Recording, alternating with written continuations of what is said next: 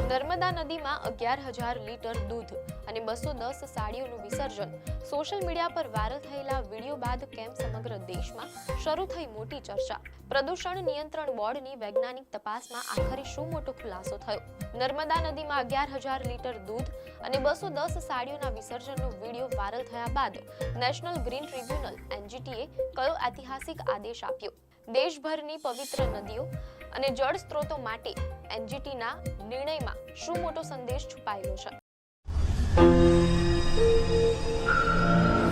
નમસ્કાર દર્શક મિત્રો, ધ લોકસત્તા શોમાં આપનું સ્વાગત છે. શું આપણી ધાર્મિક આસ્થા અને પવિત્ર નદીઓની પર્યાવરણીય સુરક્ષા વચ્ચે સંતુલન જાળવવાનો સમય આવી ગયો છે?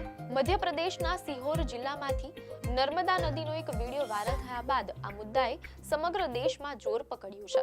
મીડિયા રિપોર્ટ મુજબ આ વિડીયોમાં નર્મદા નદીમાં લગભગ 11,000 લીટર દૂધ વહાવવામાં આવ્યું હતું અને 210 જેટલી સાડીઓનું વિસર્જન કરવામાં આવ્યું હતું. આ ઘટના સામે અરજી દાખલ થયા બાદ નેશનલ ગ્રીન ટ્રિબ્યુનલ એટલે કે એનજીટીએ 17 જુલાઈ 2026ના રોજ એક અત્યંત મહત્વપૂર્ણ આદેશ આપ્યો છે. એનજીટીએ આસ્થાનું સન્માન કરવાની સાથે પર્યાવરણ અને નદીઓની સ્વચ્છતા વચ્ચે સંતુલન જાળવવા પર મોટો ભાર મૂક્યો છે. આખરે વૈજ્ઞાનિક તપાસમાં નર્મદા નદીના પાણી વિશે શું સામે આવ્યું? એનજીટીએ પ્રદૂષણ નિયંત્રણ બોર્ડને શું કડક નિર્દેશ આપ્યા? ચાલો આ ખાસ રિપોર્ટમાં વિગતવાર સમજીએ. મીડિયા અહેવાલો મુજબ આ સમગ્ર ચર્ચા ત્યારે શરૂ થઈ જ્યારે મધ્યપ્રદેશના સિહોર જિલ્લામાં યોજાયેલા એક મોટા ધાર્મિક કાર્યક્રમનો વિડીયો સોશિયલ મીડિયા પર વાયરલ થયો. આ વિડીયોમાં નર્મદા નદીમાં ભક્તિભાવ સાથે લગભગ 11,000 લીટર દૂધ વહાવવામાં આવ્યું હતું અને સાથે 210 જેટલી સાડીઓ પણ વિસર્જિત કરાઈ હતી. આ વિડીયો વાયરલ થતાં જ પર્યાવરણ પ્રેમીઓમાં ચિંતાનું મોજું ફરી વળ્યું. મીડિયા અહેવાલો મુજબ નેશનલ ગ્રીન ટ્રિબ્યુનલ એનજીટીમાં એક અરજી દાખલ કરીને તર્ક આપવામાં આવ્યો કે આટલી વિપુલ માત્રામાં નદીમાં દૂધ અને કપડાં વહાવવાથી નર્મદાના પવિત્ર પાણીની ગુણવત્તા પર ભારે પ્રતિકૂળ અસર પડી શકે છે. આ અરજી બાદ મે 2026માં એનજીટીએ મધ્યપ્રદેશ પ્રદૂષણ નિયંત્રણ બોર્ડ અને કેન્દ્રીય પ્રદૂષણ નિયંત્રણ બોર્ડને નોટિસ ફટકારીને જવાબ માંગ્યો હતો. આ મામલે તપાસ કરવા માટે મધ્યપ્રદેશ પ્રદૂષણ નિયંત્રણ બોર્ડની એક સંયુક્ત સમિતિની રચના કરવામાં આવી હતી.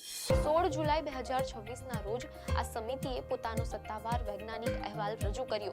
રિપોર્ટમાં જણાવવામાં આવ્યું કે વૈજ્ઞાનિક વિશ્લેષણ અનુસાર 11,000 લીટર દૂધ વહાવવા છતાં નર્મદા નદીના પાણી પર તાત્કાલિક કોઈ પ્રતિકૂળ અસર જોવા મળી નથી. અહેવાલ મુજબ આનું મુખ્ય કારણ નર્મદા નદીનું ઉચ્ચ જળ પ્રવાહ, વિશાળ જળ રાશિ અને તેની કુદરતી સ્વશુદ્ધિકરણ ક્ષમતા છે. પરંતુ સમિતિએ સાથે ચેતવણી પણ આપી કે દૂધ એ એક જૈવિક પદાર્થ છે. જ્યારે મોટી માત્રામાં દૂધ પાણીમાં ભળે છે ત્યારે તે પાણીમાં રહેલા ઓક્સિજનનો વપરાશ વધારી દેશે. તેથી કોઈ પણ મોટા જળ સ્ત્રોતમાં આટલી મોટી માત્રામાં દૂધ વહાવવું એ પર્યાવરણીય દ્રષ્ટિએ યોગ્ય ન ગણી શકાય. મીડિયાના અહેવાલમાંથી જાણવા મળેલ છે કે પ્રદૂષણ નિયંત્રણ બોર્ડના રિપોર્ટમાં એક ખૂબ જ મહત્વપૂર્ણ બાબત રેખાંકિત કરવામાં આવી. જો આવી પ્રવૃત્તિ નર્મદા જેવી સતત વહેતી નદીને બદલે કોઈ તળાવ, સરોવર, જળાશય કે ઓછા પ્રવાહવાળા જળ સ્ત્રોતમાં કરવામાં આવે તો તે નુકસાનકારક સાબિત થઈ શકે છે. કારણ કે સ્થિર પાણીમાં કુદરતી રીતે શુદ્ધિકરણ થવાની ક્ષમતા ખૂબ સીમિત હોય છે. દૂધના વિઘટન માટે પાણીમાં રહેલો ઓક્સિજન વપરાઈ જાય છે. આ રિપોર્ટને ધ્યાનમાં રાખીને એનજીટીએ સ્વીકાર્યું કે હાલ દેશમાં ધાર્મિક વિધિ દરમિયાન દૂધ અર્પણ કરવા પર રોક લગાવતો સીધો કોઈ કાયદો અસ્તિત્વમાં નથી.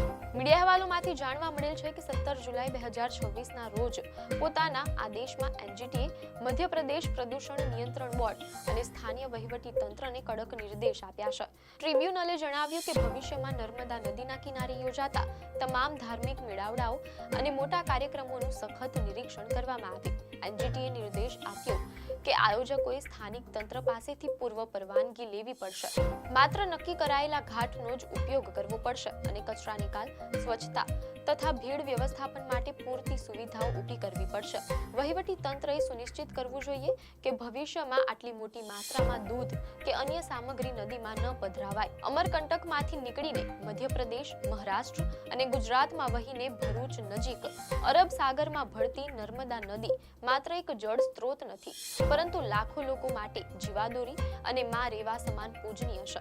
પરંતુ એનજીટીનો આ આદેશ માત્ર નર્મદા કે મધ્યપ્રદેશ પૂરતો સીમિત નથી. તે દેશભરની તમામ પવિત્ર નદીઓ ગંગા, યમુના, તાપી, સાબરમતી અને તળાવો માટે એક મોટો સંદેશ આપે છે. આ સમગ્ર મુદ્દો અને એનજીટીના આદેશ વિશે તમારું શું માનવું છે? તમારા વિચારો નીચે કમેન્ટ બોક્સમાં જરૂર જણાવજો. આપને માહિતી સારી લાગી હોય તો વિડીયોને લાઈક અને શેર કરજો. ચેનલને સબસ્ક્રાઇબ કરજો.